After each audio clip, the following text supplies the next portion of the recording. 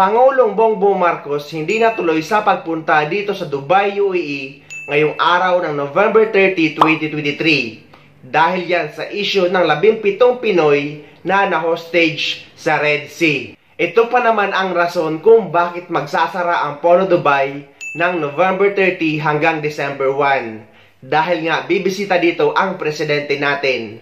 Pero dahil nga sa issue, yun ang dapat unahin ng ating Pangulo. Pangulong Ferdinand Marcos Jr. kinansila ang biyahe patungo ng Dubai ngayong araw. PBBM nagpatawag ng emergency meeting hinggil sa 17 Pinoy na hinostage sa Red Sea. Hindi tumuloy si Pangulong Ferdinand Marcos Jr. sa biyahe nito ngayong umaga para dumalo sana sa United Nations Climate Change Conference o COP28. Ayon sa Pangulo, isang mahalagang development sa hostage situation sa Red Sea ang kanyang tututukan kung saan 17 Filipino seafarer ang binihag ng Houthi rebels. Mula sa Malacanang, ang detalye ay hatid ni Nel Maribohok live. Nel, ano yung inisyal na plano ng Pangulo ukol dito sa hostage situation sa Red Sea? Yes, Aga, sa expose ni Pangulong Ferdinand Marcos Jr., magpapatawag agad siya ng pulong ngayong araw para magpadala ng high-level delegation sa Tehran, Iran para maasistehan ang mga Filipino seafarer na na-hostage sa Red Sea.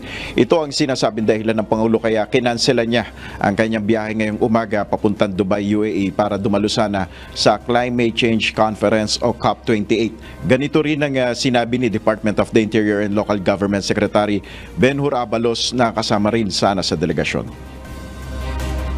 Malinaw na dahil po sa nangyaring ito sa ating mga seafarers, nakita nyo naman nakahanda na ho talaga lahat. Maski ako may sticker na ho ako kompleto na. Pero because of this, the President has to cancel this. Ipinagkatiwala ng Pangulo kay DENR Secretary Maria Antonio Yulo Loizaga ang pangunguna sa delegasyon na pupunta nga dito sa COP28. At aga ay maghihintay pa tayo ng update kaugnay nga dito sa mangyayaring pulong nga ng Pangulo kaugnay nga dito sa na-hostage na Filipino seafarers sa Red Sea. Dahil dyan, dagsaan ngayon ang mga aplikante o mga OFW na kailangan magpa-verify ng kontrata lalo na may mga flight bukas at sa paparating na holiday. At naglabas nga ng advisory ang Polo Dubai na half day lang sila ngayong November 30.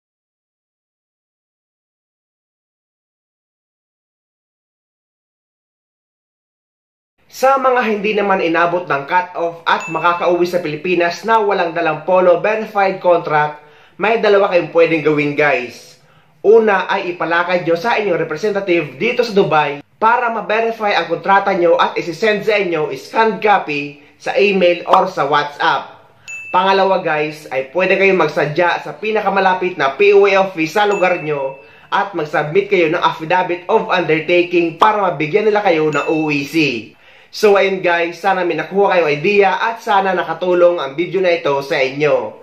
At sa mga hindi pa dyan nakasubscribe sa channel ko, please don't forget to subscribe my YouTube channel and please click the notification bell para lagi kayo updated sa mga upcoming videos na gagawin ko tungkol sa mga updates sa ating mga OFW. Mula dito sa Dubai, maraming salamat. See you next time.